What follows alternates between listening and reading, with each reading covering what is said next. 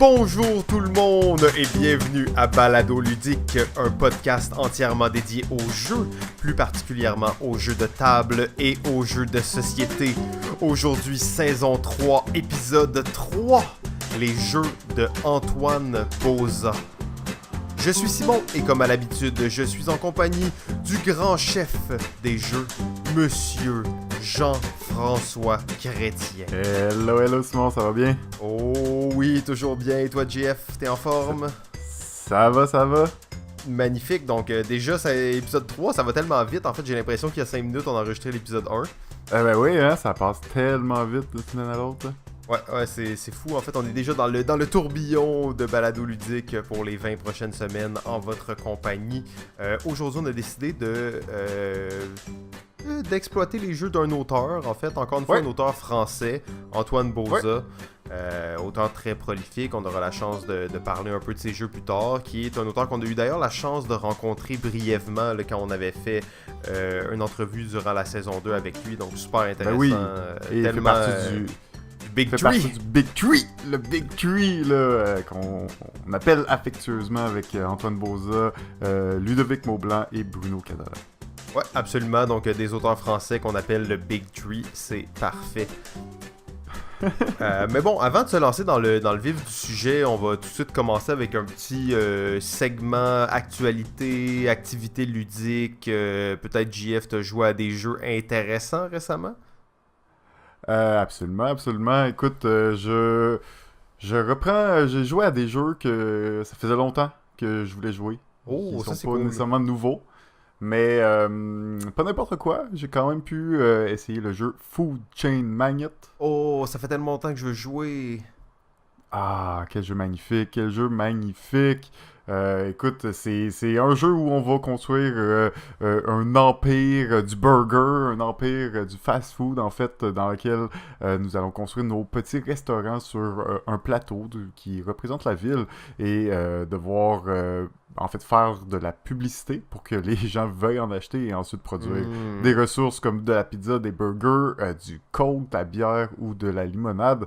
Donc, ça va être vraiment dans le fond, une course un peu à aller chercher les résidents de la ville. On peut même, en tant qu'entreprise, investir pour construire des maisons pour qu'il y ait plus de gens, d'ailleurs. Ah ouais. Mais c'est surtout son tech tree d'une certaine façon, mais surtout sa hiérarchisation des employés qu'on va avoir qui est vraiment intéressante. Donc, à chaque tour, les employés qu'on a, ben, on va les placer dans un arbre hiérarchique, puis tu peux engager des directeurs qui peuvent supporter 2 personnes. Donc, plus tu as de directeurs, plus tu peux engager de personnes. Donc, il y a un aspect super intéressant dans ça qui reprend un peu la réalité de la thématique. Là, ça reste qu'à chaque tour, tu peux modifier cette échelle-là. Donc, bon, ça reste une mécanique... avant tout, mais c'est vraiment bien intégré. Puis tu sais, ça, c'est la compagnie Splotter Game qui font ça.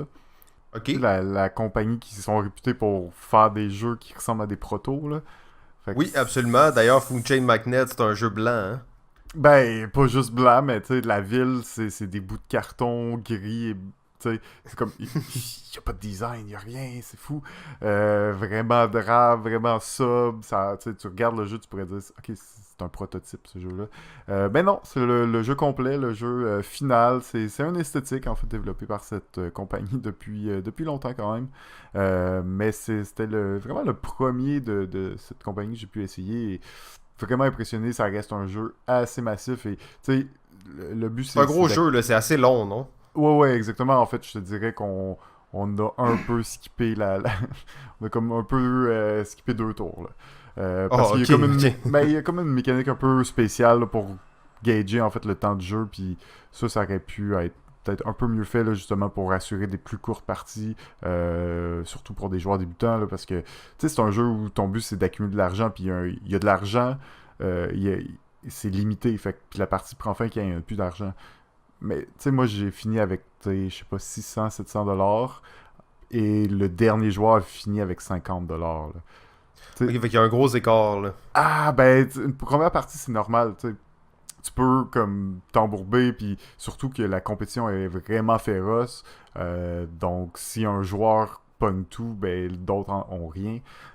Donc, c'est vraiment, tu sais, pas un jeu facile là, à jouer, même à comprendre comment gagner à ce jeu-là. Surtout pour les premières parties, mais reste, tu sais, cette personne-là a quand même vraiment aimé son expérience malgré tout, puis j'aurais probablement aussi aimé cette expérience-là, même à avoir fini avec 50 points, parce que c'est le genre de jeu vraiment bien fait, là. Ah ouais, j'ai vraiment hâte de l'essayer en fait. Ça fait longtemps que je le regarde. Puis joué souvent dans les conventions. On va voir une partie ou deux. Puis on espère vraiment avoir la chance de faire une partie bientôt. Yeah. De mon côté, ouais, c'est ça, j'ai joué à Exposition universelle de Chicago 1893. Ouais. Qui est un jeu qui est sorti en fait l'année dernière, que David Dupéret de Tiki nous avait parlé d'ailleurs quand il était venu. Absolument. Excellent petit jeu, ben moyen jeu en fait. C'est un jeu moyen, on parle d'à peu près 1 heure. Avec un système de choix d'action vraiment unique. Je vais pas m'embarquer dans une explication du jeu parce que c'est un jeu simple mais qui est un peu difficile à expliquer juste dans l'abstrait comme ça. Mais très très surprenant comme jeu, assez rafraîchissant au niveau des mécaniques aussi. C'est pas nécessairement basé sur beaucoup de choses qu'on connaît. Il y a quand même plusieurs petites twists là-dedans qui sont intéressantes. Je le recommande vraiment, en fait, vraiment un jeu cool à avoir dans une collection. Là. C'est le genre de jeu, d'après moi, qui est facile à amener sur la table et à faire jouer les joueurs. Il s'explique très rapidement. Une fois que tu as compris le jeu, c'est ultra simple et grosse rejouabilité. D'ailleurs, David nous avait dit, eux, ils ont fait plusieurs parties, puis c'est toujours plus stratégique. Je peux bien l'imaginer. Il y a pas mal de stratégies à faire là-dedans. Là. Nice. Ouais, ça a l'air très bon. Un jeu qui a un petit peu passé inaperçu, je pense, lors de sa sortie, mais que j'ai vu quand même plusieurs fois sorti aussi dans des conventions. Ouais, non, c'est ça. Vraiment, vraiment cool. Ok, un autre vieux jeu que j'ai finalement pu essayer, c'est le jeu Fury of Dracula. Oh, tous contre Dracula.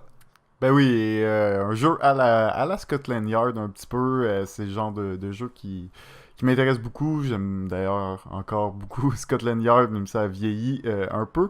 Alors Fury of Dracula reprend un peu cette idée, donc un joueur qui va incarner Dracula, qui va se déplacer en Europe principalement, et on va devoir essayer de retrouver ses traces pour aller l'attaquer, le buter. Reste que Dracula il est pas si facile à tuer, hein. C'est pas généralement pas en un combat tout seul que tu vas y arriver si jamais tu arrives à l'attraper, parce que il y a quand même plusieurs façons de s'enfuir, de disparaître. Un jeu que j'ai beaucoup aimé, je pense que c'est encore une fois, peut-être celui-là là, vraiment... il a été long à cause que c'était une première partie pour nous tous, puis bon, un peu dans la lignée là, des jeux de Fantasy Flight, ben, c'est un jeu où tu es souvent en train de te poser des petites questions pour faire je peux-tu faire ça, si ça marche-tu vraiment comme ça. Donc on avait souvent le nez dans les règles, je te dirais. Même qu'il y avait un joueur habitué là, à l'entour de la table qui regardait aussi souvent dans les règles. C'est le genre de détail qui fatigue un peu, qui rend une expérience de jeu un peu plus longue que ce qu'elle devrait être. Mais grosso modo, c'est clair que je vais rejouer à ce jeu. C'est vraiment bien fait. C'est vraiment beau aussi comme esthétique. Là. Fait que c'était A Fury of Dracula. Oh, ça a l'air super cool. Ça aussi, j'ai jamais joué. Puis j'en ai beaucoup entendu parler. Là, dans le genre un contre tous, c'est un peu un classique. Là. Ouais. Donc j'ai bien hâte d'essayer ça aussi. De mon côté, j'ai joué à Kitchen Rush. Kitchen Rush, alors c'est quoi? On va gérer un restaurant. En fait, c'est un jeu coopératif en temps réel dans lequel on gère un restaurant. Tout le monde fait un peu tout. Donc, on va faire du service, on va préparer les plats, on va réapprovisionner les réserves, on va faire la comptabilité, on va payer les employés. Alors, c'est un jeu en temps réel qui est séparé par des phases de gestion de restaurant, si on veut. Là. Donc, on doit payer les employés, révéler des nouvelles cartes d'événements, ce genre de choses-là. J'étais très emballé là, à l'idée d'essayer Kitchen Rush. J'adore les jeux en temps réel. J'étais vraiment excité. Malheureusement. C'était bon. Comment ça? Pourquoi? Hein? C'était bon, mais ça rate un tout petit peu la cible pour moi. Et je suis rendu très, très critique envers les jeux en temps réel, premièrement. C'est un jeu en temps réel dans lequel il y a des sabliers. Et une fois qu'on analyse un peu les mécaniques de sabliers, on se rend vite compte que les sabliers ne sont pas nécessaires dans la plupart des jeux où il y a des sabliers. Ça fait juste rajouter du bruit, rajouter d'une complexité. De la maintenance un peu. Ou... Ouais, de la maintenance, puis tu sais, de l'artificiel, en fait. Ça rajoute un peu de temps artificiel, parce que dans Kitchen Rush, t'as des sabliers de 30 secondes, et à peu près toutes les actions vont te prendre 30 secondes. Sauf une qui va te prendre, mettons, 5 secondes. Fait que ça veut dire que réellement, dans le fond, les sabliers sont là pour s'assurer un niveau standard des actions, alors que dans un jeu en temps réel, tu veux valoriser le fait que les gens peuvent faire les actions plus vite. Mais là-dedans, tu peux pas le faire plus vite parce que tant que ton sablier est pas fini, tu peux rien faire d'autre. Donc, mais au final, ça va te prendre quand même 30 secondes de faire l'action, mais si tu le fais en 20 secondes, t'as pas vraiment d'avantage à le faire plus vite parce que tu vas quand même attendre après le sablier. Et ça rajoute beaucoup de bruit sur le plateau. C'est un jeu immense en fait. Hein. Ça prend une méga table pour jouer à ça. Le jeu est immense. Il y a des paquets de cartes partout. Il y a beaucoup de choses qui se passent. Tu sens très bien la thématique quand tu joues. Tu as vraiment l'impression d'être dans une cuisine, mais il y a beaucoup d'actions qui sont un peu trop compliquées et des actions qui sont pas standardisées. Ça veut dire qu'il y a beaucoup de OK, il faut que je paye 2 pour ça, mais il faut que je paye 3 pour faire lui. OK, il faut que je fasse celui-là je peux le faire avec tel sablier, je peux pas le faire avec celui-là. Donc plein de petites exceptions que dans un jeu normal, ça serait pas si grave. Mais dès que tu arrives dans un jeu en temps réel avec des joueurs qui sont peut-être un peu moins habitués à ça, complètement chaotique en fait, parce que les gens trichent sans le vouloir, mais de façon flagrante, tu sais. Ah ouais. Puis dans des jeux compliqués comme ça, avec beaucoup de règles en temps réel, c'est prévisible en fait, et ce jeu-là en est l'exemple parfait. Donc ça est finalement le comble un peu pour moi de ce jeu-là, c'est que c'est un jeu Kickstarter, et il y a plein de stretch goals qui ont été atteints, puis c'est toutes des mini-expansions. Mais tu sais, c'est tout comme une carte que tu piges au début du tour qui te dit OK, ce tour-ci, les citrons coûtent 2 de plus. Ce tour-ci, il faut que vous payiez vos employés en double. Ce tour-ci, vous gagnez ça gratuitement. Fait que tu sais, c'est vraiment aléatoire et ça rajoute rien. Puis c'est juste des étapes que, à ton tour, tu t'en fous un peu. Il y a plein d'upgrades que tu peux acheter, mais tu penses même pas à ça. C'est comme. C'est un jeu qui a tout le potentiel d'être vraiment bon. Je pense que c'est pas un mauvais jeu, là, mais ça rate un peu la marque à plusieurs points, selon moi, pour ce qui est d'une expérience en temps réel qui est vraiment fluide. Là. Mais ouais, malheureusement, donc Kitchen Rush, qui est pas un chef-d'œuvre, quand même, par contre, quand t'écoutes le bruit ambiant, quand les gens jouent en temps réel, tu pourrais croire que t'es dans une cuisine. Et ça, ils l'ont bien capté. Oh. Et c'est pour ça, c'est que l'essence du jeu est vraiment bon. Mais comme il y a plein d'éléments autour qui viennent comme gonfler le jeu puis le rendre juste un peu trop compliqué, un peu trop long, un peu trop chaotique pour que vraiment tu puisses apprécier l'expérience au maximum de cuisine.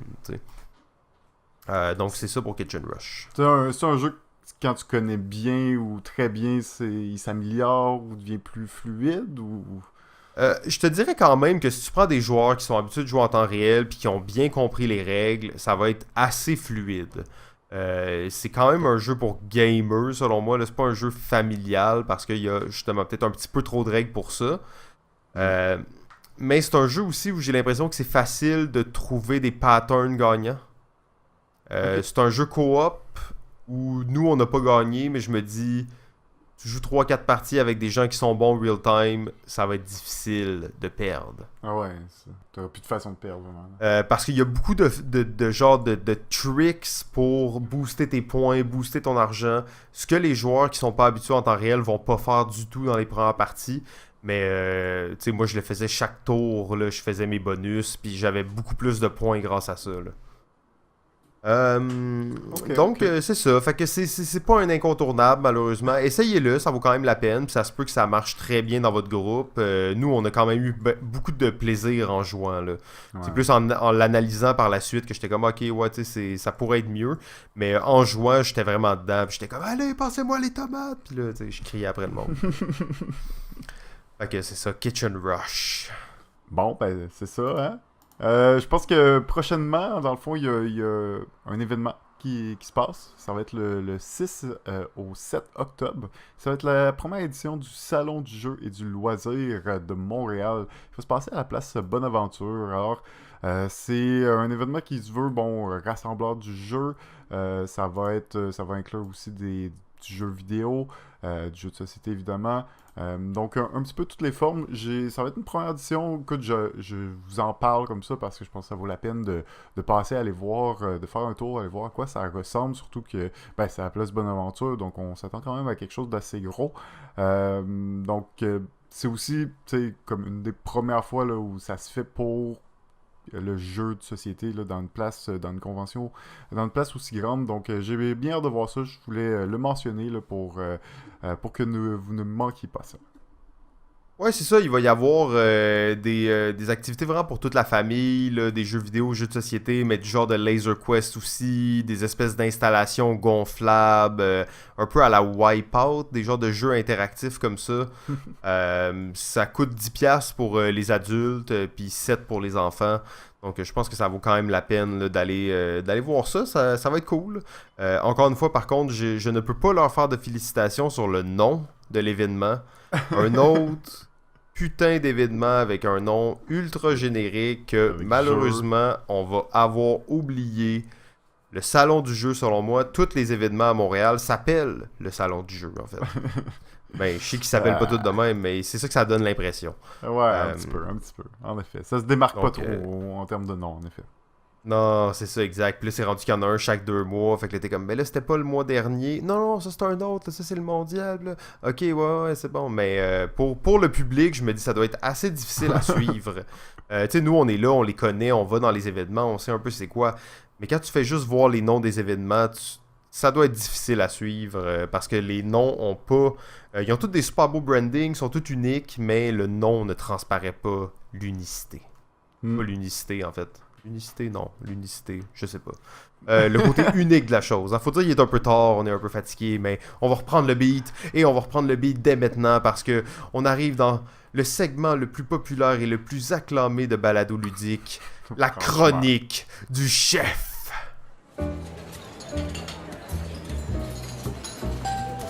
Découvrez les revers de l'industrie, ce qui se cache derrière les portes closes. C'est le moment de la chronique du chef, avec votre chef, JF. Alors aujourd'hui, à la chronique du chef, je vous parle du fameux jeu Les Colons de Catan.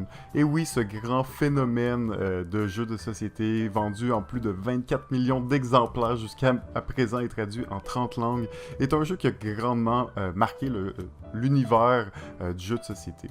Pour moi, là, Les Colons de Catan, c'est un peu l'an zéro, c'est un peu la naissance du Christ, c'est un peu « Alléluia, mon Seigneur !»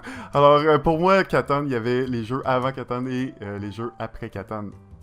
Et pas nécessairement à cause du jeu, mais pour tout ce que Catan a amené comme nouvelle idée dans la conception du jeu et dans comment on joue au jeu en même temps. Donc, pour moi, ça faisait du sens que je devais essayer de vous trouver une façon de vous expliquer comment et en quoi ça a influencé. Et donc, j'ai fait les 10 commandements selon Catan.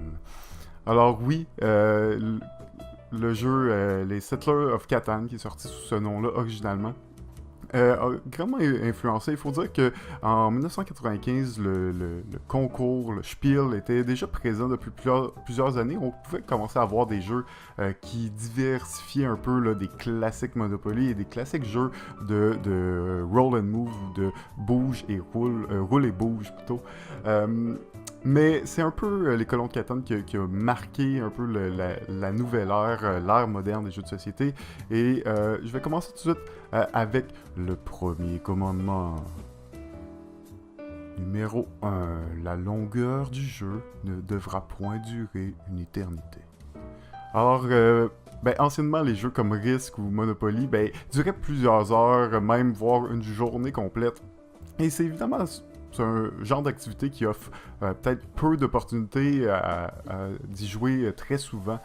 C'est un peu ce qui a amené Catan, où on a ouvert la porte au jeu un peu plus court et on s'est rendu compte qu'avec un jeu de 90 minutes ou moins, on pouvait avoir une expérience là, aussi, c'est même pas supérieure à celle qu'on avait avec des jeux comme Risk ou Monopoly. Commandement numéro 2. Tu ne feras point avancer un pion sur un parcours en lançant les dés. Catan trouve une façon différente d'utiliser les dés parce que Monopoly et tous les jeux de parcours comme dans ce style-là ont vraiment été la plus grande influence lors de l'époque des jeux pré-Catan. C'est souvent des jeux, et un peu dans tous les jeux, même dans Clou, tabarnouche, tu roules des dés, t'avances sur une track. Ça a été vraiment beaucoup trop présent, et ce qu'amène Catan, c'est encore la présence de dés, mais cette fois-ci qui permet d'être utilisé par plusieurs joueurs et d'en profiter à plusieurs joueurs. Et le plus important, c'est que tu fais pas avancer des foutus pions sur une track. Commandement numéro 3. Tu n'attaqueras point ton voisin. Sans réellement interdire les combats, Catan innove aussi par une interaction qui est non directe entre les joueurs, mais avec une mécanique d'échange et de roulement, et non pas de roulement de dés, non pas pour attaquer, mais bien pour qui permet en bénéficier tous les joueurs. Il ouvre la porte vraiment à un nouveau système, au nouveau style de jeu euro qu'on appelle, qui avait déjà commencé à être présent, mais c'est vraiment Catan qui a un peu catalysé le jeu euro et qui l'a vraiment marqué comme un jeu non agressif, mais où on va se compétitionner pour des ressources ou des points. Commandement numéro 4. Tu n'attendras point ton tour pour jouer.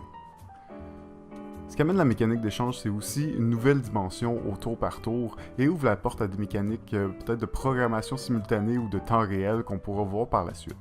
Selon le professeur Scott Nicholson, l'élément de négociation signifie que vous êtes impliqué dans le jeu à tout moment. Même si c'est pas votre tour, vous êtes toujours engagé et vous faites toujours attention. Il n'y a pas de temps d'arrêt frustrant. Commandement numéro 5. Tu n'utiliseras plus la chance comme mécanique principale du jeu. S'il existe toujours plus ou moins beaucoup d'éléments de chance dans les jeux modernes, il est beaucoup mieux dosé et adapté au public cible, à la longueur et à la thématique du jeu. Si Monopoly utilise bien une mécanique d'échange et offre certaines possibilités décisionnelles, ces mécaniques sont grandement minoritaires face au roule et bouge du jeu et au grand hasard de ses roulements de dés. Ça a été un grand fléau pendant les jeux pré-Catan. D'ailleurs, Monopoly ayant l'inspiration principale de cette génération. Catan conserve les dés en leur donnant une signification collective, où tous chacun peut en profiter et réduire considérablement la place du hasard dans le jeu. Commandement numéro 6. Tu ne jugeras point ton voisin geek. Si Catan est encore aussi populaire de nos jours, c'est aussi un peu grâce aux geeks. Parce qu'en 95, il n'y avait pas beaucoup de joueurs de jeux de société. Il y en avait, mais il y en avait beaucoup aussi qui jouaient encore à Monopoly. C'est un peu toute cette culture geek et ces joueurs qui n'avaient pas peur d'aller jouer à un jeu non conventionnel, qui ne reprenaient pas les mêmes patterns. C'est un peu eux qui ont permis à Catan de rester vivant depuis ces 20 dernières années. Comme la culture geek, c'est très popularisé au cours des dernières années, Catan est ressorti comme un des jeux incontournables et d'introduction aux jeux de société modernes par excellence. Commandement numéro 7. Tu n'élimineras point ton prochain. Les jeux d'élimination se font de plus en plus rares et Catan est un bon exemple. Sans jamais pouvoir vraiment être complètement éliminé, tu gardes toujours une place dans le jeu, t'es toujours aussi engagé et t'as aussi généralement toujours la chance de pouvoir remonter en première position. Commandement numéro 8. Tu devras aider ton prochain.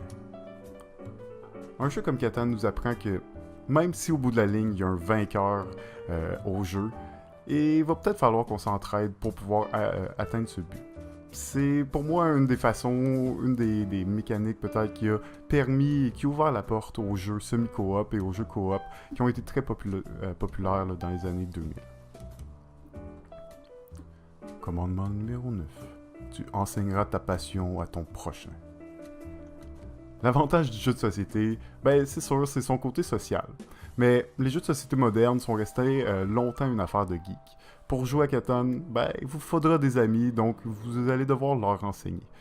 C'est pourquoi, comme Catan est toujours un très grand succès, c'est souvent un des premiers jeux qu'on va sortir pour introduire des nouveaux amis ou de la famille aux jeux de société modernes. Commandement numéro 10. il existe un type de jeu pour chacun de nous. Même si Catan a grandement révolutionné le jeu de société, il n'est pas considéré comme le meilleur jeu au monde. Il existe un grand nombre de types de jeux et un grand nombre de types de personnes. Un jeu plaira peut-être pas à tout le monde, mais une chose qui est sûre, c'est qu'il y a au moins un jeu qui pourra plaire à chacun d'entre nous. Il suffit de jouer pour le trouver. C'était la chronique du chef, avec votre chef, JF. Miam!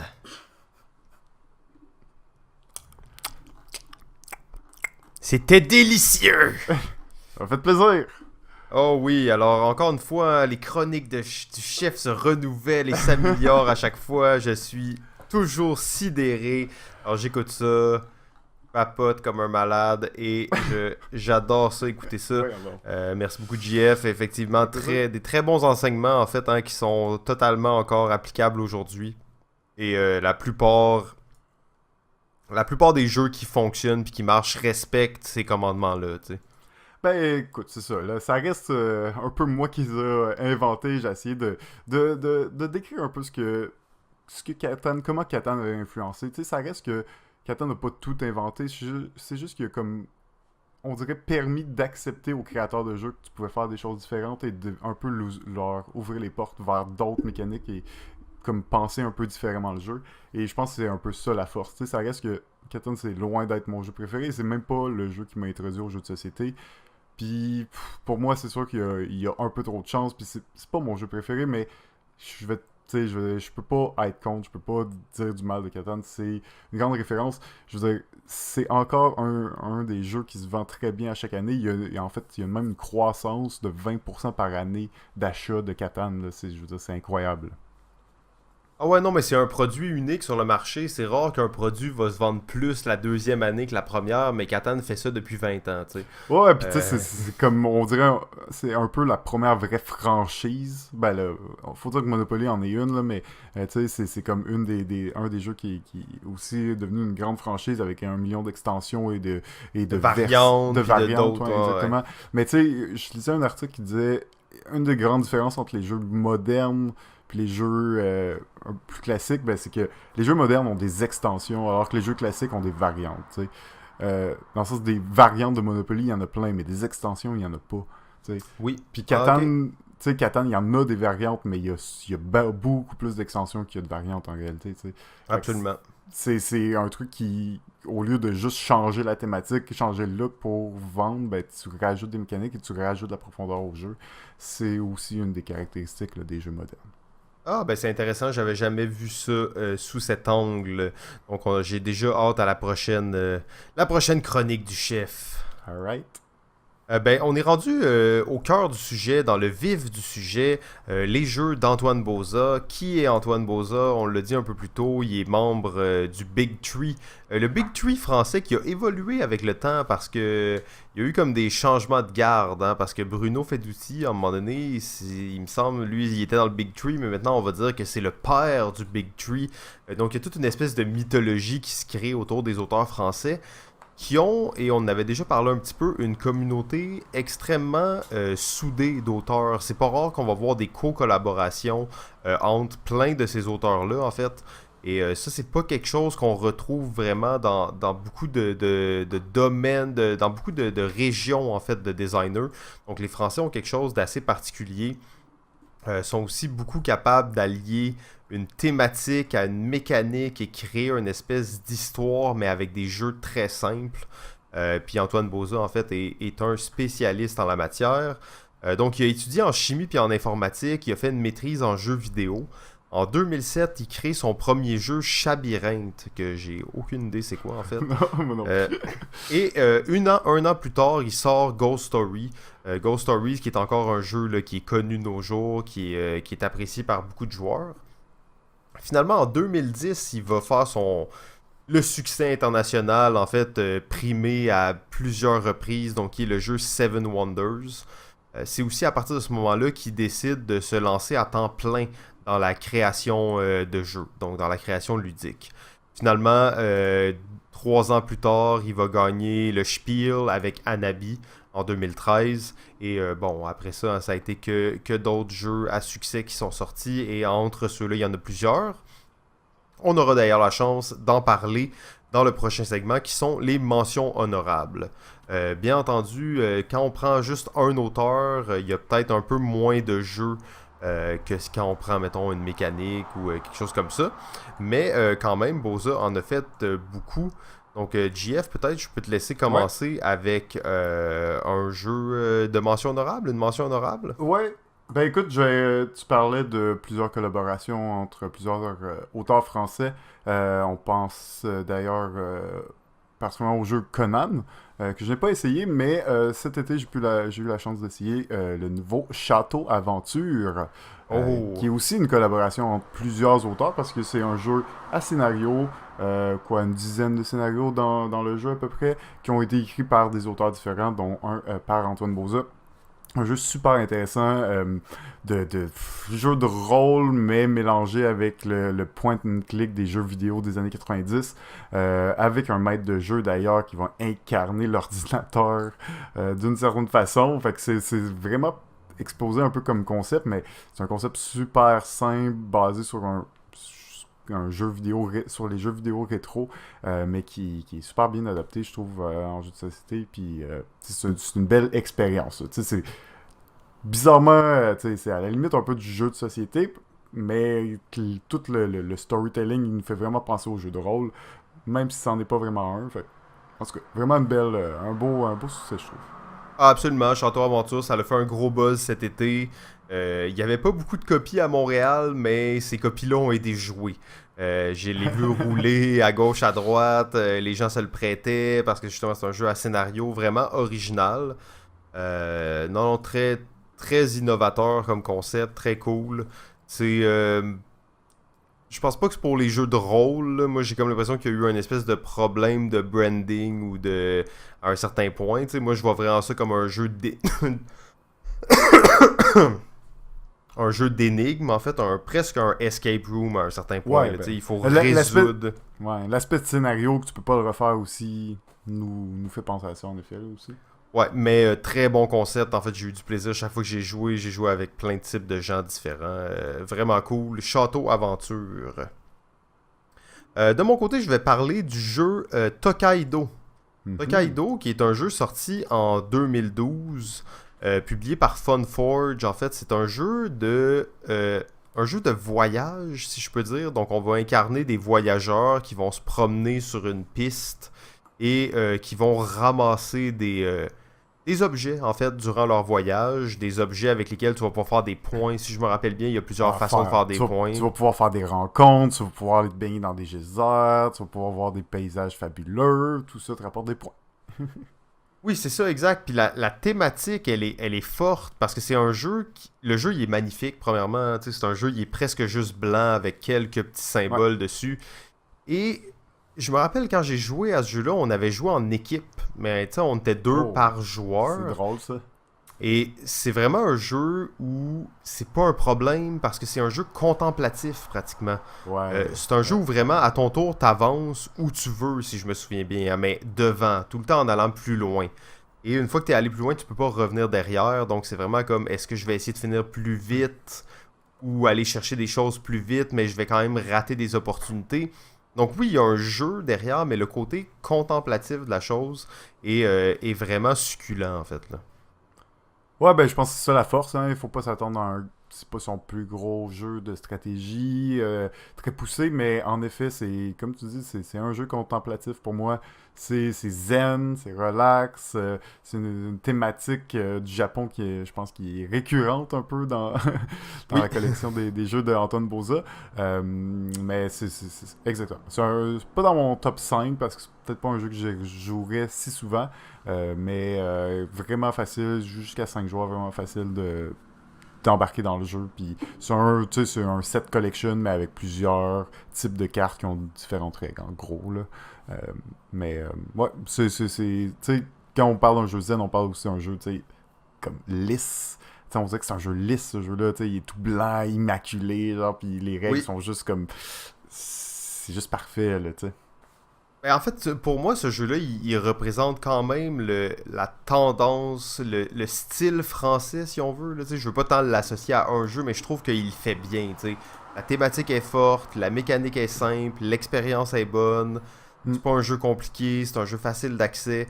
Je trouve que ça représente bien là, tout cet esprit-là de synthèse. Ouais, absolument. Moi, je vais parler d'un jeu de 2016, un jeu peut-être un peu moins connu, un jeu qui s'appelle Oceanos. Alors, c'est un jeu dans lequel on va avoir notre petit sous-marin. Ben, en fait, c'est un peu un draft où on va accumuler des cartes et on va les placer devant nous. On va les placer en rangées. Et on va avoir 3 rangées au bout de la ligne de, je me rappelle plus, là, je pense que c'est 6 ou 7 cartes. Et sur ces cartes-là, ben, c'est des cartes d'océan qui vont avoir différents symboles. Et chacun des symboles va nous rapporter des points de façon différente. Soit avoir une ligne collée, soit en ramasser le plus de symboles différents. Donc, encore dans cette lignée de jeux de collection de séries. Ce que j'aimais aussi du jeu, c'est que je disais, on a notre petit sous-marin, ben, on va pouvoir l'upgrader. Donc, c'est comme un sous-marin en 4 pièces de puzzle où si tu upgrades ton devant, ben, tu as comme plus d'oxygène pour faire plus de types d'actions et tu vas enlever ton cockpit, tu vas le remplacer par un nouveau. Donc, c'est un jeu qui a une thématique qui est très forte, même si au bout du compte, mécaniquement, c'est assez simple et c'est un autre de ces jeux de collection de séries, mais un autre beau jeu contemplatif, mais d'océan dans ce cas-ci. En fait, je connaissais pas ce jeu-là, puis pendant que t'en parlais, j'étais en train de regarder des photos, en fait, et ça me semble quand même un gros jeu, là.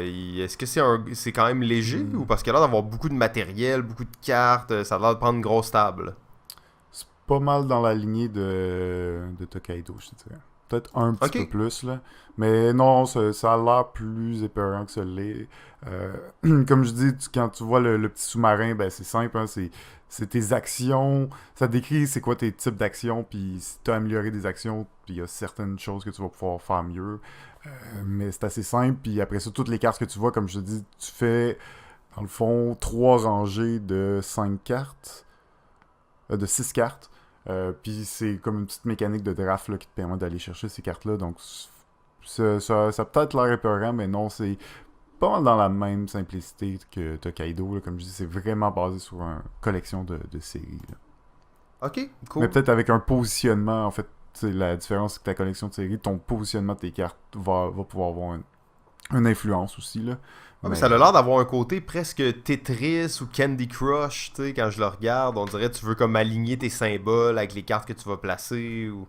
ouais, c'est ça. Les symboles ont, comme je disais, une mécanique différente là, un peu aux différents symboles. Puis il y en a que c'est juste en accumuler, il y en a que c'est placé dans certaines rangées. Bon, ce genre de mécanique assez simple malgré tout. Là. Très cool, très cool. Ben, en fait, Antoine Boza, moi, je l'apprécie particulièrement aussi parce que oui, bon, il fait des chefs-d'œuvre là, comme Seven Wonders, des jeux qui sont extrêmement travaillés, élégants, tout ça, mais il explore aussi des avenues qui sont beaucoup plus festives, si je peux dire, en fait. Puis je pense là, à quelques jeux, je vais commencer par un en particulier pour moi qui est emblématique de ce courant-là, qui est Terror in Meeple City. Ouais. Terreur à la ville des Meeples, ou connu sous son précédent nom, qui était Rampage. Rampage. Rampage, inspiré en fait du jeu vidéo Rampage, où tu jouais un gros dinosaure qui détruisait une ville, ou King Kong qui détruisait une ville. Ben là, c'est ça, puis c'est un plateau immense avec une ville construite de plaquettes sur lesquelles t'empiles des meeples pour mettre un autre tuile par-dessus, pour Pour mettre un faire autre les tuile étages. par-dessus, pour faire des gros bâtiments. T'as des méga dinosaures en bois qui sont ton personnage. Et là, ton but, c'est vraiment de détruire la ville et de manger des meeples. Mais c'est un jeu de dextérité, en fait. Donc, il y a des mécaniques de dextérité assez intéressantes. Il y en a une, c'est qu'on va faire une pichenote sur un disque pour se déplacer. Donc, dans le fond, on va pichenoter notre disque de personnage et l'endroit où il arrive, c'est l'endroit où il est maintenant. Ensuite, on peut comme sauter, ça veut dire qu'on va prendre notre gros dinosaure en bois, puis on va le mettre au bout de notre bras et on va le laisser tomber sur le plateau. Et là, les buildings explosent, il y a des meeples qui revolent partout dans les airs, c'est vraiment chaotique en fait, c'est vraiment la terreur dans la ville. Ensuite, il y a même, tu peux prendre des petits camions, parce qu'il y a, mettons, un petit camion de crème glacée, un petit camion de pompier, une Jeep d'armée qui traîne sur le plateau. Quand tu es à côté, tu peux le prendre, le mettre sur la tête de ton dinosaure en bois, faire une pichenote sur le petit camion qui est au-dessus et le catapulter, le projeter dans les bâtiments. Encore une fois, il y a des meeples qui explosent, il y a des choses qui se passent. Chaque dinosaure a des pouvoirs spéciaux qu'il peut utiliser durant la partie. Donc vraiment un jeu complètement éclaté, en fait, un jeu de dextérité complètement fou, là. Ben oui, exactement. C'est un jeu qu'on a pu tester d'ailleurs en 2013, si je me trompe pas. Ou... Ouais, un mais dans peu le temps avant où sa c'était sortie. encore une version prototype, on avait mis la main On là-dessus et c'était avait... écrit Rampage sur la boîte. C'est quand même assez spécial. Oui, c'est vrai. Puis on avait été fascinés quand même à ce moment-là par le jeu, là. Ah oui, absolument, absolument. C'est un des premiers jeux, mettons, de peut-être plus... Parce qu'il est quand même un peu plus gamer, ça reste un jeu de dextérité, mais peut-être un petit peu plus de règles, hein. Parce que dans le fond, il faut que tu manges tes meeples, les meeples vont de différentes couleurs, vont te rapporter des points de différentes Ouais, t'as un façons. set collection avec tu sais, ça, tu peux attaquer les autres joueurs, t'as des skills à utiliser, tu ça, perds des vies, fait que tu peux en exact, manger t'as moins des chaque tour. dents, puis là, que tu peux perdre parce que tu peux attaquer les autres. Bon. Fait que ça reste pas son plus simple, même si mécaniquement, t'aurais pu croire que ça serait peut-être un jeu plus familial. Hein, il y a quand même du stock malgré tout, mais ouais, je pense que ça nous avait très intrigués à cause de ça, là, d'ailleurs. Absolument, donc c'est ça. Là, j'avais commencé à parler un peu de cette série-là. Je sais pas si tu veux continuer ou Ben, aller. c'est pas tout à fait dans la même série, mais c'est encore dans les jeux de très, très disons, légers ou très axés sur le plaisir. Puis, ben, moi, c'est le jeu Paku Paku, sorti en 2017, là, qui est un petit jeu qui allie la rapidité et la dextérité. Que j'apprécie bien. Là. En gros, on va rouler des dés, t'essaies de les rouler le plus rapidement possible pour ensuite les passer à ton voisin de gauche. T'essaies de pas accumuler des dés, puis t'essaies de pas rouler tel symbole pour pas avoir à placer la vaisselle sale. Donc c'est un peu chaotique. Mais tu sais, là, on est dans le très très simple. Là. Sur ton dé, soit tu le passes à ton voisin, soit qu'il se passe rien, soit que tu dois empiler de la vaisselle sale sur une pile qui va grandir, grandir. Si jamais ça tombe, ben, tu perds la manche. Donc très simple comme jeu, mais pour vrai, je le sors à chaque partie de famille, puis ça marche bien. Là. Ouais, ben en fait, tu parlais de celui-là, je me suis dit, il est pas dans notre top 5 à aucun de nous deux, mais possiblement que c'est notre top 6 à nous deux. Tu sais, il est pas loin derrière parce que c'est un jeu très accessible, qui marche très bien.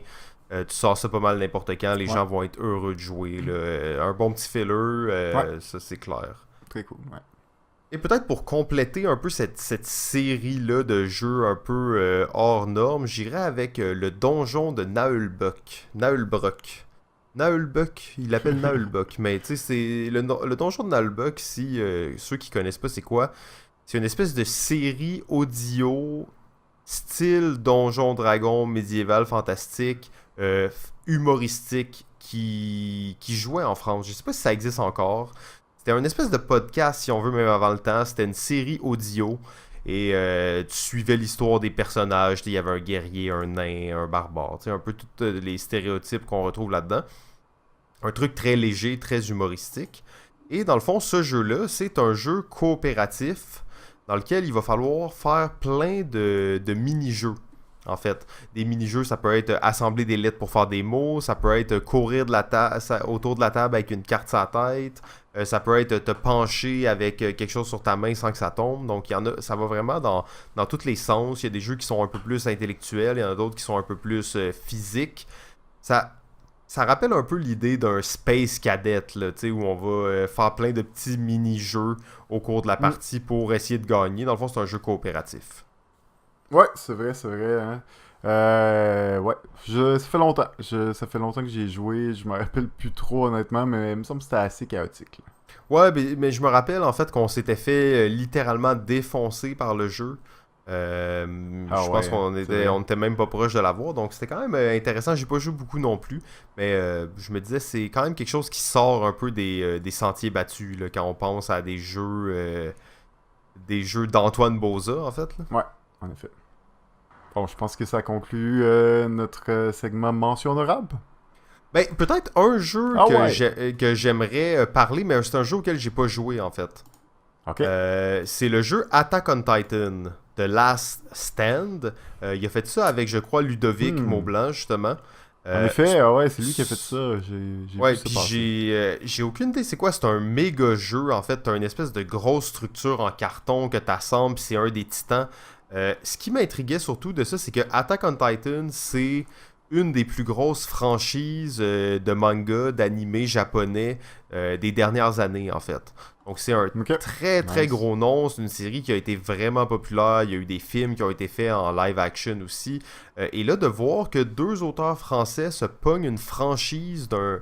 Ben, on sait quand même que les Français sont très près là, de la culture manga, animé japonais, tout ça. C'est un gros marché pour les mangas, la France. Mais de voir ça, j'étais vraiment curieux. Puis je me demande c'est quel genre de jeu. C'est pas un co-op. Je crois que c'est peut-être un contre tous. C'est un contre tous, en effet. C'est ça, exact. Ouais. J'étais pas certain exactement, mais il y a l'air d'avoir plein de choses, plein de structures en carton, plein d'affaires spéciales dans ce jeu-là. Ça me rendait très curieux là, de voir quel genre de jeu ils ont pu faire avec ça, puis j'ai bien hâte de l'essayer. Là. Nice. À essayer prochainement. Bon, ben en fait, comme tu disais tout à l'heure, je pense que ça fait le tour des mentions honorables d'Antoine Boza. Il y a encore une fois plusieurs jeux desquels on n'a pas parlé. Mais bon, on va arriver avec le top 5 très bientôt. Mais avant toute chose, alors on avait commencé la dernière fois, lors de l'épisode 1 en fait, le résumé du tournoi de Ricochet Robot qui a eu lieu en République dominicaine cet été. Tournoi international de Ricochet Robot avec plein d'invités spéciaux qui sont venus. On avait parlé de la partie 1 et là on est toujours en quart de finale et on aimerait ça vous raconter un peu l'histoire de la deuxième partie. Ouais, exactement. Partie un petit peu moins serrée peut-être. Hein. Je pense qu'on avait une domination claire en début de partie. Mais, absolument. Donc c'est une partie qui était peut-être un peu moins serrée. On avait dans cette partie-là, dans le fond, on avait la baronne du jeu, Nina Le Floch. Nina Michel Le Floch, bien entendu, qui était là, qu'on sait qui est une guerrière et championne de Ricochet Robot, hein, bien entendu. Elle pouvait pas manquer ça, elle a pris l'avion dès qu'elle l'a su, elle a dit les gars, pourquoi vous me l'avez pas dit avant, j'aurais pris congé, là je m'en fous, je m'en viens. Ouais, c'est ça, on y avait pas dit il y avait une raison, c'est parce que, tu sais, on voulait que ça soit fair, mais bon. Elle est quand même venue, hein, puis ben, c'est ça. Dans cette partie, il y avait aussi un autre invité vraiment spécial, en fait, Ludo, le gars en vadrouille. Ben oui, en vadrouille dans le sud. En vadrouille dans le sud, ben, un était Français, drôle, il s'est pointé là. Ah ouais, il est excellent. Toujours en char, il voulait pas quitter son char, c'est incroyable. Non, si, imagine, t'amènes ton char en République dominicaine, faut que tu sois motivé, là, tu sais, faut que tu sois motivé. Ouais, non, c'est clair, mais c'était vraiment cool de le rencontrer en personne, puis c'était vraiment le fun. Ensuite, il y avait Jon Snow, en fait. Je sais pas si c'était vraiment Jon Snow, je pense qu'on délirait un peu, mais il ressemblait. C'est un gars qui ressemblait à Jon Snow. Il était beau, il avait les cheveux bruns un peu longs, puis il était musclé.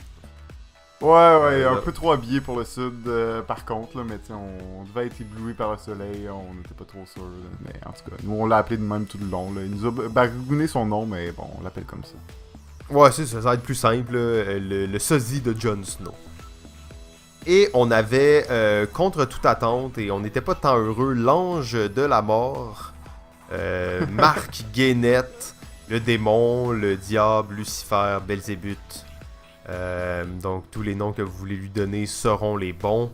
Il était là, en fait, Marc Guénette, pour faire des problèmes. Il était là, il était pas extrêmement sympathique, on s'entend. Il a foutu un peu la merde, hein. Il était là en plus pour la victoire. Il y a eu quelques altercations. Ouais, surtout qu'il a pas reconnu la véracité de la partie. Il a voulu aller en appel, tout ça. Hey, wow, là, franchement. Là. Ben, en fait, c'est ça. Sans trop spoiler, dans le fond, malheureusement, il a été disqualifié de la partie, là, comme avant même que ça commence. Il était pas. Il a eu 0 point, il était pas content. Ça se fait pas, flip the table, là, je veux dire. C'est un mythe là, en jeu de société. Là, on fait pas ça, là, on dit ça pour niaiser, là, mais les gens ils font pas ça vraiment. Là. C'est la première fois de ma vie que je vois quelqu'un faire ça, en fait. Je pensais que c'était une affaire de film ou c'était une légende urbaine, mais non, l'ange de la mort, le démon Belzébuth, M. Guénette l'a fait publiquement sur la plage. En plus, imagine quand un jeu est flippé dans le sable avec les petits jetons, des gars, faut que tu ramasses ça, il y a du sable partout après. Pièces, là, toutes les laves et tout ça. Non, non, c'était pas agréable. Ben, malgré tout, en fait, ça a été peut-être serré pour la deuxième position. Ludo, le gars en vadrouille, en fait, il a pas quitté sa bagnole, fait qu'il voyait presque pas le plateau. Donc, il y a eu malheureusement 4 points seulement. Quand même, c'est étonnant. Il checkait ça dans son miroir, je pense. Quand Ouais, ça de c'était pas loin, pire. là. Ouais, c'est ça, exact, c'était pas pire. Donc, ben, c'était cool qu'il soit là. Je pense qu'il s'est amusé quand même, même s'il y a juste eu 4 points. Ben, sans trop de surprise, dans le fond, c'est la Baronne qui l'a emporté haut la main. Nina Michel Le Floch avec 8 points. Victoire écrasante, en fait, on s'entend sur Ouais. le reste. Donc, elle a sa place en demi-finale, elle la mérite. Elle n'était pas invitée, mais elle s'est imposée. Donc, c'était parfait. Allez la visiter à la récréation, d'ailleurs. Elle va se faire un plaisir de vous accueillir et de vous raconter son voyage improvisé dans lequel elle a remporté le quart de finale. On va Ouais. voir plus tard si elle s'est rendue plus loin. On va voir, pas tout de suite, pas de spoil. Non, non, pas de spoil, pas de spoil. On se garde ça parce que c'était vraiment cool. Puis j'aime bien ça, raconter les histoires de ces parties-là. C'était toutes des parties mémorables, en Ouais. fait. Là. Ah ouais, c'est pour ça qu'on fait ça, hein, tu sais, on le ferait pas si ça s'était pas passé, là. Non, ça c'est sûr que, sérieusement, je peux pas imaginer qu'on ferait ça si c'était pas arrivé. Donc, on est rendu maintenant au top 5 Top des 5! jeux d'Antoine Boza. Alors, c'est très excitant, encore une fois, de revisiter un auteur comme ça. Et on va y aller sans plus tarder avec le numéro 5. Alors, mon numéro 5 est un jeu de 2014 qui se nomme Samurai Spirit. Alors, oui, on est encore dans cette thématique. Alors, avec Samurai Spirit, c'est un jeu coopératif dans lequel nous allons devoir protéger notre village des assaillants. Et vraiment, tu sais, je peux pas en parler trop, vraiment beaucoup, parce que j'ai pas beaucoup joué, mais ce qui était intéressant, c'est toute cette mécanique de... à chaque tour, dans le fond, il y a énormément de vilains qui viennent et on va devoir faire un choix, soit de les affronter, soit de les conserver pour plus tard, soit d'essayer de les passer à un voisin. Donc, il y a toute une gestion de vilains qui est vraiment, vraiment intéressante dans cette mécanique. Il y a une façon d'activer le super pouvoir de ton samouraï si tu calcules bien. Donc, c'est vraiment, oui, un jeu thématique samouraï, mais très mathématique, très difficile, en fait. C'est ce qui fait que le jeu est très engageant. Et très beau aussi, un jeu coop qui se joue jusqu'à 7 joueurs, qui est d'ailleurs assez rare. Donc, pour moi, c'est un jeu que j'aimerais jouer plus, là, que j'aimerais posséder d'ailleurs, probablement. Ça, c'est le jeu Samurai Spirit. Ah, j'ai jamais joué à ça, puis ça me semble... peut-être que j'ai joué une fois, mais j'ai pas de souvenir clair de ça, mais ça a l'air super cool, là. J'ai bien hâte d'essayer ça. Hmm. Mon numéro 5, il s'agit du jeu Rock Band Manager. Oh, c'est cool!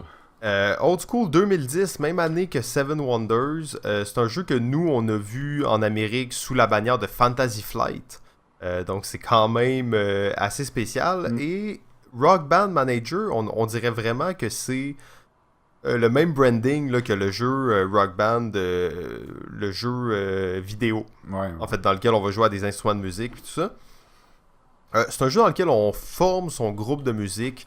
Alors, on va recruter un bassiste, une chanteuse, une guitariste, un drummer. Donc, on va recruter tous les éléments du groupe pour s'affronter dans des spectacles, en fait. Donc, à chaque X ronde, il va y avoir un spectacle. Et là, on va y aller avec le mieux qu'on aura pu préparer. Le but va être de gagner des disques d'or, mais aussi le prix du public et tout ça. Donc, la thématique est forte. C'est un tout petit jeu de cartes, vraiment simple. Un jeu malheureusement maintenant qu'on voit plus, hein, qui est un peu passé sous silence, noté 6 sur BGG, donc un jeu un peu au centre de tout, mais quand même un jeu moi que j'apprécie beaucoup, surtout avec une thématique originale en fait, qui sort un peu de l'ordinaire. Là. Ah ben c'est beaucoup la thématique hein, qui est très forte dans le jeu-là, qui est vraiment intéressante parce que tes jeux de musique et de band de musique aussi... il y en a pas beaucoup dans l'univers du jeu de société. Fait que, ouais, c'est un jeu qui ressort à cause de ça. Alors, j'ai une copie de ça que j'ai acheté il y a longtemps et que j'ai découvert il y a pas si longtemps que c'était Antoine Boza qui avait fait d'ailleurs. Ouais, c'est ça, je l'ai vu dans ta bibliothèque l'autre fois, j'étais comme, ah, t'as ça, nice. Ouais, non, moi, c'est un jeu cool. Hein. C'est cool comme jeu, c'est simple, un petit jeu le fun. Numéro 4. Mon numéro 4 est un peu plus haut sur la liste de Simon, alors je vais attendre. Ouh, suspense. Mon numéro 4, il s'agit du jeu Le Petit Prince, Fabrique-moi une planète. Donc, The Little Prince, Make Me a Planet. C'est un jeu fait par Antoine Boza et Bruno Catala, en fait, en 2013. Jeu super simple, en fait, dans lequel on va juste assembler des tuiles entre elles. Donc, je pense qu'on fait un assemblage de 16 tuiles. Qu'on va piger chaque tour, on place une tuile, on pige une tuile, on place une tuile, donc très simple. Et sur les tuiles, il y a des éléments, dans le fond, qui vont essayer de nous rapporter le plus de points possible. J'ai pas joué beaucoup à ce jeu-là, donc je suis pas en mesure de l'expliquer vraiment plus en détail. Ça fait un petit moment déjà que j'y ai joué, mais j'avais été vraiment charmé et séduit par la simplicité de ce jeu-là, mais à quel point, malgré tout, il y avait une profondeur dans les choix que tu devais faire. Et le jeu est juste tout simplement magnifique. Là. C'est les dessins du Petit Prince, comme on les a vus comme on les a vus aussi souvent. Donc c'est très beau, très simple, vraiment, vraiment intéressant comme jeu. Ouais, c'est dans l'esthétique, exactement. Puis c'est en fait, c'est un autre jeu de collection de séries en réalité. Hein. Il est fort sur les collections de séries. Les symboles que tu vas accumuler, là, donc, ont des mécaniques là, différentes. Mais en fait, une des particularités, c'est que il y a 4 tuiles parmi les 16 qui va déterminer comment tu fais des points de victoire. Fait qu'en début de partie, Oui, t'as aucune façon de savoir parce que ça va être avec ces tuiles-là. Puis je dois te reprendre un petit peu sur la mécanique, c'est que en fait, à chaque tour, tu vas avoir un joueur qui va piger, disons qu'on joue à 4 joueurs, 4 tuiles, qui va en choisir une et qui va donner les autres tuiles à un autre, les 3 autres tuiles à un autre joueur. Ce joueur-là en choisit une, qui le va en donne à un autre choisir joueur. une. Okay. Exactement. Et le dernier joueur, ben, va piger les 4 prochaines tuiles le prochain tour. Fait que tu sais, c'est une mécanique très simple, mais cette petite mécanique-là, elle est fun parce que tu sais que lui veut telle tuile, fait que tu vas peut-être pas, tu sais, après avoir choisi ta tuile, tu vas pas lui donner à lui. Fait que tu sais, t'as quand même cette interaction-là où tu dois regarder ce qui se passe alentour de la table. Puis comme on n'a pas les mêmes façons de faire des points de victoire, mais que ça arrive graduellement dans la partie, tu sais, c'est pas trop demandant le nombre le temps, non, c'est un jeu qui joue très vite. Il n'y a pas beaucoup de temps d'attente. Là. Une partie, ça peut durer à peu près 15 minutes. Là. Ouais, je pense que c'est un petit peu plus long, là, 20-25, mais oui, des gens habitués pour le jouer assez vite. Là, puis oui, on a fait un beau petit jeu, là, vraiment simple, mais dans une belle thématique, le fun, puis petit filler là, agréable. Ouais, très cool. Donc, ben, tu vois, je me rappelais pas de tout, mais plus tu m'en parles, plus je me dis, ah oui, c'était vraiment bon. Donc, très cool. Numéro 3. Ben, mon numéro 3 se trouve un peu plus haut sur la liste de Simon, alors je vais attendre. Hey, on est pas bien timé, hein? Donc, mon numéro 3 était ton numéro 4, JF. Yeah. Je vais te laisser l'introduire, d'ailleurs. Ben, mon numéro 4 était le jeu Anabi. Alors, c'est un jeu, évidemment, qu'on a parlé beaucoup, qui est, je pense, qui est un jeu assez marquant là, dans les jeux coopératifs de cartes, mais où nous ne pourrons jamais regarder les cartes que nous avons en main, et plutôt, nous allons voir les cartes de tous les autres joueurs, et à tour de rôle, ben, on va se donner des indices sur les cartes qu'on a en main dans le but de faire des suites de numéros de 1 à 5 dans 5 couleurs différentes. Gros classique, hein, je veux dire, on en a tellement parlé, je sais pas si on a besoin d'en dire tant plus. Non, c'est ça, on en a parlé. Une des choses, par contre, que j'aime bien répéter sur ce jeu-là, dans le fond, c'est que quand on a demandé à Antoine Boza quel était le jeu dont il était le plus fier, en fait, il a répondu sans hésiter Anabi. Ouais, c'est vrai. On a déjà compté cette anecdote-là, mais je trouve ça toujours intéressant de se le rappeler. Après, ça fait peut-être un peu têteux d'auteur, mais comme quand j'ai su ça, ça m'a comme fait apprécier plus Anabi, on dirait. En tout cas, ça me l'a pas fait apprécier plus, mais ça m'a redonné le goût d'y jouer et de continuer de l'explorer, en fait. Nice. Parce que effectivement, c'est un jeu... D'ailleurs, je lisais un truc sur ça, c'est que quand il a gagné le Spiel avec Anabi, il y a un journaliste qui lui a demandé « Ah, est-ce que c'est le premier jeu que tu fais? » Et il était comme « Non, tu sais, ça fait vraiment longtemps que je fais des jeux. » Et Anabi est non officiellement, un des premiers jeux sur lesquels il a travaillé, en fait. Je crois qu'il y a une autre version, pas exactement Anabi, mais il y a un autre jeu même qui est vendu, Ikebana, je crois, Ikebana, qui est un des premiers jeux réellement d'Antoine Boza. Et donc, cette idée-là, elle germe depuis longtemps dans sa tête et ça a pris beaucoup de temps avant que ça aboutisse, le jeu Hanabi. Ça a eu plusieurs formes, ça a existé longtemps dans son développement. C'est pas un jeu qui a développé comme ça en une année, puis qu'il l'a lancé, puis il a gagné des prix. C'est un jeu qui a macéré longtemps dans l'esprit d'un génie. Nice. Numéro 2. Mon numéro 2 est le jeu Takenoko. Alors, petit jeu dans lequel nous allons devoir remplir des cartes d'objectifs. Grosso modo, il y a un jardin de bambous. Nous allons poser des tuiles de jardin, faire pousser les bambous et en manger dans le but d'être le joueur qui rapporte le plus de points de victoire. Ce que j'aime de ce jeu-là, c'est qu'il est assez simple, il est très beau, il est quand même stratégique malgré la dose de hasard qu'il peut y avoir. Puis c'est une mécanique là, très simple d'avoir de 2 actions parmi 5 à ton tour. Mais beau petit jeu, vraiment, moi j'ai joué beaucoup à 2 joueurs. Je trouve que c'est la formule la plus intéressante, la plus expéditive, mais aussi dans laquelle tu peux jouer le plus stratégiquement possible aussi.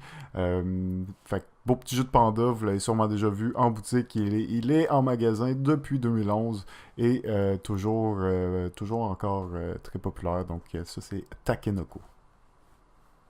Habituellement, j'essaie d'être assez positif, mais c'est de la colisse de merde. Non, voyons. En fait, c'est probablement l'un des voyons jeux les plus frustrants qui existent. Un des jeux où il y a le plus d'engueulades autour de la table, un des jeux où il y a le plus de tension. Voyons donc. Et là, ils te mettent ça avec un tout petit panda mignon qui se promène et qui mange du bambou. Non, ce panda-là tue des gens, je vous le garantis. Et en fait, je suis convaincu que ce jeu-là a détruit autant d'amitié que de diplomatie. C'est sûr que non. J'ai aucun doute là-dessus, en fait. Je vais vous sortir des stats éventuellement là, sur le fait que c'est un jeu extrêmement violent et qui rend agressif, en fait. Moi, je peux plus jouer à ça. Je peux pas jouer à ça, en fait. Ça me rend agressif. J'ai envie de battre des gens. Ok, donc, mon numéro 2, il s'agit du jeu Seven Wonders. Un chef-d'œuvre, en fait. Réellement un chef-d'œuvre. Très peu de gens peuvent dire que c'est pas un chef-d'œuvre. C'est un jeu qui a traversé les époques. Ça fait presque 10 ans maintenant qu'il est sorti et les gens en parlent encore. C'est encore un jeu qui est d'actualité. C'est encore un jeu qui n'a pas été déclassé. C'est aussi un jeu qui a vraiment amené la mécanique de draft vraiment de l'avant. C'est un jeu qui est que basé en fait autour de cette mécanique-là. C'est quand même un gros jeu, mais simple, sauf que c'est juste du draft en fait. C'est juste du draft. Donc tu prends ta carte, tu la joues. Tu passes le paquet à ton voisin, tu prends une carte, tu joues, tu passes le paquet. Donc c'est juste ça. Pourtant, le jeu, il y a une profondeur et une expérience qui est vraiment intéressante. La beauté d'un jeu de draft aussi, c'est que jeu à 7 joueurs, ça va durer pratiquement le même temps que si tu joues à 3 ou à 4 ou à 5. Mais ça, c'est une beauté pour un jeu qui va durer peut-être 1 heure et quart, mais à 7 joueurs, tout le monde joue tout le temps, c'est très actif. Il se passe beaucoup de choses. Ça peut être pas mal plus rapide que ça aussi. C'est ça, en plus. Les joueurs plus habitués, c'est plus comme 30 minutes. Là. C'est ça, donc c'est vraiment unique comme jeu. Et avec toutes les extensions aussi qui sont sorties, il y a beaucoup de nouvelles choses qui ont été ajoutées. C'est un jeu qui a été vraiment bonifié avec le temps. Qui vieillit très bien d'ailleurs. Pendant un bout, j'y jouais presque plus, j'y pensais presque plus. Mais là, récemment, j'ai recommencé à jouer quelques parties. J'ai trouvé ça vraiment intéressant. C'est un jeu qui vieillit super bien. Donc, numéro 2, Seven Wonders. Numéro 1. Alors, mon numéro 1 est la variante à 2 joueurs du fameux Seven Wonders. C'est bien Seven Wonders Duel. Pour moi, Seven Wonders Duel prend déjà un très bon jeu, une très bonne mécanique, et en plus invente un peu d'une certaine façon la mécanique du draft à 2 joueurs, ce qui était pas encore très... il n'y a pas de très bonne mécanique là, pour simuler un draft à 2 joueurs. Il y avait une variante dans le jeu Seven Wonders de base pour 2 joueurs, mais c'était vraiment pas un jeu conçu à 2. Et Seven Wonders, c'est une excellente adaptation de ce jeu-là à 2 joueurs, très gamer, même si pas si compliqué, il reste qu'il y a comme quand même beaucoup de stratégies possibles et de possibilités. J'aime vraiment beaucoup cette mécanique de draft, de pyramide où on va dévoiler les cartes progressivement. Là, je pense que c'est un incontournable pour moi, Seven Wonders Duel.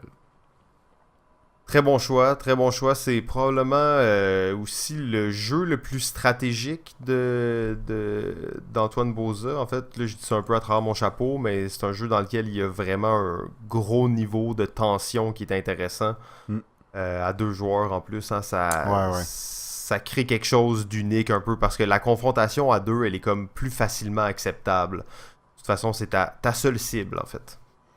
Ouais, puis c'est ça, c'est que j'aime vraiment comment tu dois laisser des cartes, mais aller pour les meilleurs, mais il y a des trucs que tu veux pas laisser à l'autre. Puis c'est comme le même feeling qu'un draft, mais là, c'est vraiment plus. Tu sais ce que l'autre a besoin, fait que c'est vraiment plus prenant, dans le fond, dans ta stratégie aussi et dans tes décisions. Là. Ah, absolument. Très bon jeu en fait pour les joueurs à 2. Là, c'est vraiment top. Ben, mon numéro 1, en fait, c'était ton numéro 3. Il s'agit du jeu sorti en 2008, donc un de ses premiers jeux, Ghost Story. Ouh là là. On en a encore parlé plusieurs fois aussi, un jeu coop, en fait, dans lequel on va incarner des genres de ninjas qui vont défendre leur cité le temps d'une nuit pour contre des démons en fait et contre des créatures là, vraiment terrifiantes en fait, des fantômes, des démons, plein de trucs peur, en fait. là. C'est un jeu qui fait vraiment peur en fait. Tellement intense là. J'ai souvent entendu parler qu'il y a des gens qui ont peur de ce jeu-là. Moi, c'est un jeu que j'adore en fait et je l'ai déjà dit plusieurs fois, j'adore ce jeu-là, mais surtout quand je joue seul. Parce que là, je peux vraiment prendre les décisions que je veux, puis pas me laisser... ben, tu sais, parce que j'aime pas ça non T'es un plus. joueur alpha, toi. Ben, j'aime pas ça être un joueur alpha, sauf que quand je joue à Ghost Story, je peux pas m'en empêcher, parce que je suis comme, non, si tu fais ça, c'est sûr qu'on perd, là. Fait que, tu sais, au final... T'as pas le droit à l'erreur dans ce jeu-là. Non, c'est un jeu, tu sais, même quand tu fais les meilleures parties, t'as un taux de victoire de moins de 50%. Fait que tu peux pas te permettre là, de placer un peu les cartes n'importe où puis d'accepter une erreur de débutant. Donc soit que je joue avec des gens qui ont joué beaucoup, ou soit que je joue seul en fait. Seul, j'adore ça, je peux me faire une partie en 20 minutes. La vie est belle, tout est beau. Donc ouais, Ghost Story, c'est vraiment cool. La thématique est forte, c'est un jeu très difficile. Chaque personnage a son pouvoir unique aussi qui le rend vraiment différent des autres. Donc ça, c'est vraiment une belle expérience de jeu. Là. C'est un de mes très bons jeux coop. Très bon choix. Magnifique. Ben en fait, ça a fini pas mal notre épisode d'aujourd'hui. Donc un épisode assez respectable. Depuis qu'on a dit qu'on avait plus de limite de temps, on respecte les temps. On est capable de respecter les temps. C'est incroyable. C'était vraiment psychologique. C'est vraiment psychologique, ouais. C'est assez fou. Bon, en fait, on va finir quand même sur une note un peu plus triste. On est encore à la recherche de Jimmy. On a reçu une lettre, comme vous le savez, une lettre anonyme. Il y a des chances qu'on décide de partir à l'aventure pour essayer de le trouver. Ça reste à confirmer dans les prochains temps, mais là, on commence à être très inquiet. Est-ce qu'il est toujours en vie? Est-ce qu'il est correct? Est-ce qu'il se fait torturer? Tout ça. Donc, il y a des bonnes chances qu'on décide de partir à l'aventure pour essayer de le retrouver. On vous tiendra au courant de ça là, dans les prochains temps. On est prêt, on s'en vient, Jimmy, t'inquiète pas. On s'en vient, on est là pour toi. Si tu nous écoutes, espoir. Juste pour peut-être finir, on a reçu une question d'un auditeur. C'est rare qu'on reçoit ça en fait, et c'est David Kliss, donc qui est quand même quelqu'un d'assez important dans le monde du jeu. On l'a déjà reçu plusieurs fois. Et il aurait aimé savoir c'est où l'endroit le plus insolite dans lequel tu as joué à des jeux. Ok, commence donc. Ben en fait, moi, c'est drôle parce que ça fit très bien avec mon numéro 1. J'irais probablement avec mon numéro 1, Ghost Stories. Une fois, on était dans un chalet avec des amis, puis tu sais, c'était un méga chalet, mais on était comme 10 par chambre. Puis là, moi, je voulais jouer une partie de Ghost Story. Il était peut-être 4h30, 5h du matin. Tout le monde était couché. Puis j'étais comme, ok, il faut que je joue une partie de Game Story, de Ghost Story, mais il faut pas que je dérange les gens. Donc, je trouve un garde-robe, en fait. Un grand garde-robe, un genre de walk-in, tu sais. Et je m'installe par terre dans le garde-robe, dans le chalet. Je commence à installer le jeu, tout ça.